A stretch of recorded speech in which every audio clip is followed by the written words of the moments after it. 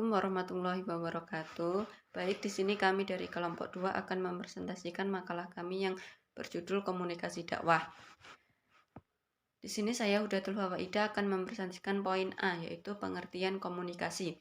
Adapun pengertian komunikasi dikemukakan oleh sarjana-sarjana yang menekuni ilmu komunikasi, yaitu yang pertama Roger D. Lawrence Kinshaw yang mendefinisikan komunikasi ialah suatu proses di mana dua orang atau lebih membentuk atau melakukan pertukaran informasi dengan satu sama lain yang ada gilirannya akan tiba pada saling pengertian yang mendalam. Yang kedua yaitu James A. F. Stoner. Komunikasi ialah proses di mana seseorang berusaha memberikan pengertian dengan cara pemindahan pesan. Jadi dapat disimpulkan dari tokoh-tokoh tersebut bahwasanya komunikasi ialah suatu proses di mana seseorang menyampaikan pesannya baik dengan lambang bahasa maupun dengan isyarat, gambar, simbol, gaya yang antar keduanya sudah terdapat kesamaan makna sehingga keduanya mengerti apa yang dikomunikasikan. Mungkin itu cukup yang bisa saya sampaikan. Selanjutnya akan dilanjutkan oleh teman saya. Bismillahirrahmanirrahim. Assalamualaikum warahmatullahi wabarakatuh. Saya Eva Kumalasari, nomor induk mahasiswa 201190077. Pada kesempatan kali ini saya akan mempresentasikan bagian B, yaitu unsur-unsur komunikasi. Dalam sebuah proses komunikasi, agar berjalan efektif diperlukan beberapa unsur-unsur yang menjadi persyaratan dasar untuk terjadinya suatu komunikasi. Menurut Nurjaman dan Umam, ada 3 unsur pokok yang paling mendasar dalam proses komunikasi. Yang pertama yaitu komunikator atau orang yang menyampaikan pesan. Yang kedua, komunikan, yaitu orang yang menerima pesan.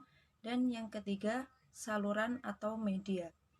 Menurut kedua tokoh tersebut, selain 3 unsur yang mendasar tersebut, ada 6 unsur lainnya yang jika ditotal berarti jumlahnya ada 9 unsur. Nah, saya akan menyebutkan dan menjelaskan secara singkat satu persatu. Nah, yang pertama yaitu sender. Sender itu sama juga dengan komunikator atau orang yang menyampaikan pesan. Yang kedua ada encoding yang disebut dengan penyandian. Yang ketiga ada message atau pesan yang disampaikan. Yang keempat ada media sebagai saluran dari berjalannya pesan. Yang kelima ada decoding yang merupakan proses saat komunikator menyampaikan makna dari penyandian tersebut.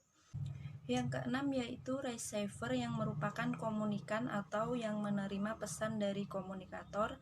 Yang ketujuh ada respon yang merupakan tanggapan atau reaksi dari komunikan setelah menerima pesan. Yang kedelapan ada feedback. Feedback merupakan umpan balik yang diterima oleh komunikator dari komunikan. Dan yang terakhir yang ke-9 yaitu noise yang merupakan gangguan yang tidak direncanakan namun bisa terjadi selama proses komunikasi. Mungkin itu yang dapat saya sampaikan. Terima kasih. Wassalamualaikum warahmatullahi wabarakatuh.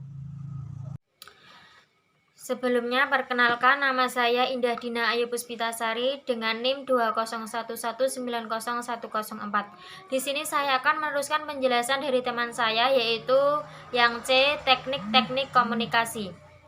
Dalam teknik komunikasi dakwah perlu adanya yang pertama yaitu mengenali sasaran komunikasi. Sebelum melancarkan komunikasi, kita perlu mempelajari siapa-siapa yang akan menjadi sasaran kita. Yang perlu diperhatikan dalam hal ini adalah yang A yaitu kerangka referensi, yang B faktor situasi dan kondisi. Yang kedua yaitu pemilihan media komunikasi. Yang ketiga yaitu pengkajian tujuan pesan komunikasi. Ada 2 hal yang harus dipersiapkan secara matang dalam melakukan pengkomunikasian. Hal tersebut yaitu yang A fokus pesan, what to say, yang B yaitu cara atau pendekatan dalam menyampaikan, how to say. Yang keempat yaitu pesan komunikator dalam komunikasi. Baik, di sini saya akan melanjutkan penjelasan dari teman saya, yaitu prinsip komunikasi dakwah. Dalam konteks ini ada 6 komunikasi dakwah menurut Al-Quran, yaitu yang pertama prinsip kaulana karima. Kaulana karima adalah perkataan yang mulia yang dibarengi dengan rasa hormat dan mengagungkan, yang lemah lembutkan dan bertata krama. Dalam ayat tersebut, perkataan yang mulia wajib dikatakan saat berbicara dengan kedua orang tua. Kita dilarang membentak mereka atau mengucapkan kata-kata yang sekiranya menyakiti hati mereka. Dan yang kedua yaitu prinsip kaulana sadida. Kaulana sadida berarti pembicaraan yang benar, baik dari segi substansi atau materi isi pesan, merupakan redaksi atau tata bahasa. Berkata benar berarti berkata jujur, apa adanya, jauh dari kebohongan. Orang jujur adalah orang yang dapat dipercaya. Lalu Jalaluddin Rahmat mengungkapkan pendapatnya bahwa kata yang benar itu mempunyai beberapa makna, yakni sesuai dengan kriteria kebenaran dan kejujuran atau tidak bohong. Dan yang prinsip selanjutnya yaitu kaulana ma'rufa. Kaulana ma'rufa artinya perkataan yang baik, ungkapan yang pantas, santun, menggunakan sindiran, tidak kasar, dan tidak menyakiti atau menyinggung perasaan orang lain. Dan yang selanjutnya yaitu kaulana baligho. Kaulana baligho artinya menggunakan kata-kata yang efektif, tepat sasaran, komunikatif, mudah dimengerti, langsung ke pokok masalah atau straight to the point, yang tidak berbelit-belit atau bertele-tele. Dan yang selanjutnya yaitu kaulana layina. Kaulana layina berarti pembicaraan yang lemah lembut dengan suara yang enak didengar dan penuh dengan keramahan sehingga dapat menyentuh hati. Dalam tafsir Ibnu Katsir disebutkan yang dimaksud layina ialah kata sindiran, bukan dengan kata-kata terus terang atau lugas, apalagi kasar. Perintah menggunakan perkataan yang lemah lembut ini terdapat dalam surat At-Toha ayat 44. Dan yang terakhir yaitu kaulana maisyaro.